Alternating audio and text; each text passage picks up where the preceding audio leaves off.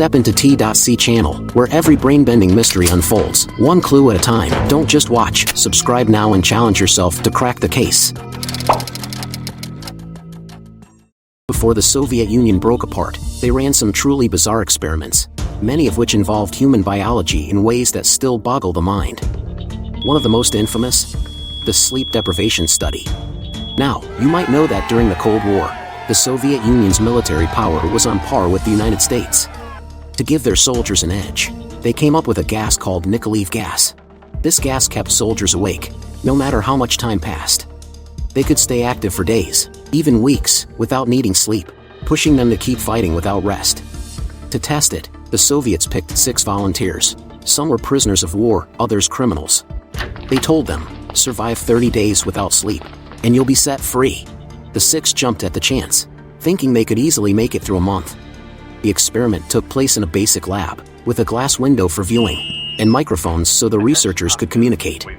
Inside, there were beds, food, and a bathroom. But the key part? They couldn't leave. The gas kept flowing, circulating through the room the whole time. For the first few days, everything seemed normal. The participants still had energy, chit-chatting about what they'd do once they were freed. But as time went on, by day 5, their conversations shifted, from light, happy topics to darker thoughts, war stories, death, and things that were much harder to talk about. But they still managed to talk to each other. By day 6, things started changing fast. They grew quiet, as if something inside them was breaking. One of them started mumbling, utterly incoherent, words that didn't make any sense. And this was just the beginning. By day 9, the situation took a disturbing turn. One of the men, clearly losing control, started pacing around the room, shouting these agonizing screams, as if trying to release some built-up pressure. What was even weirder, the other 5 just ignored him, didn't try to help or stop him, like they didn't even see him.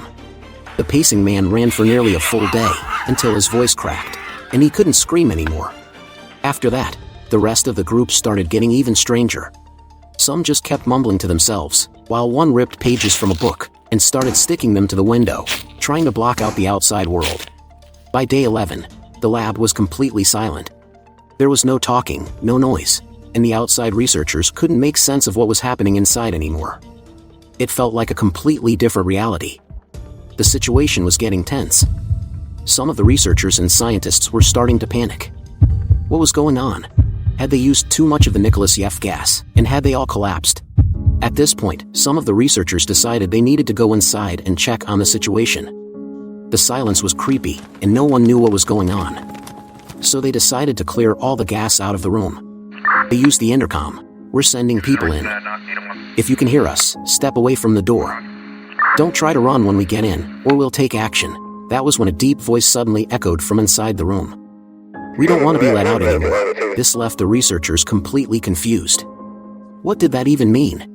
Why didn't they want out? The team gathered to discuss their next move. Soon after, Soviet troops showed up with armed guards. They came in to figure out what was going on. It was clear that the microphone was still working, but inside, total silence. The guards, in gas masks, opened the lab door and stepped in. Moments later, their screams echoed in panic, pure shock and fear. The room was chaos, with a heavy, suffocating air. One of them was already dead. Something was off, really off. The survivors were in total distress, scattered around the room. Some were so affected, their actions were unbelievable. In desperation, they did things no one could imagine. The air in the lab was suffocating, and what happened left so many questions. Things got even more mysterious, so many layers left to uncover. I'll show some images next, but just so you know, they might be from other media and probably not real. If you feel uncomfortable with this, feel free to skip this part. For those still with me, here's something interesting.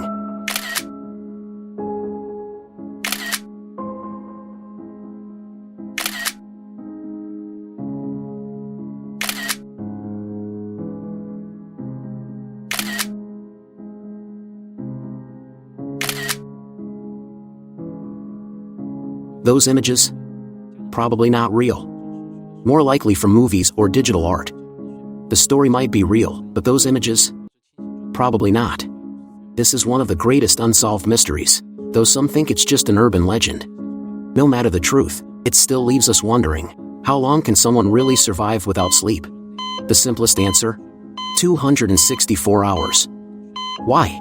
Because someone actually did this experiment, and it was all documented.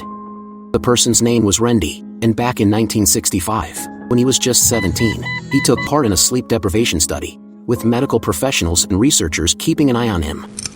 He went 11 days straight without sleep, and allegedly set a Guinness World Record. I'm not sure if anyone's beaten that record, but as far as we know, Randy's 264-hour record still stands. According to the results at the time, during those 11 days, he was fine for the first 8 or 9 days. No real problems, physically, mentally, or in terms of awareness. He was just a bit tired. But by the 10th and 11th days, his mind and senses started to shut down. When people touched him, he barely reacted. His response time slowed, and after 11 days, the experiment ended. But here's the interesting part: after just a couple of days of sleep, everything went back to normal. So, here's what we know: the longest anyone's gone without sleep is 11 days, and there wasn't any major harm. A lot of parents say you need to sleep early, and you hear reports about young people who work crazy hours and end up passing away suddenly. I've looked into why this happens, and many doctors say it's not just about missing sleep.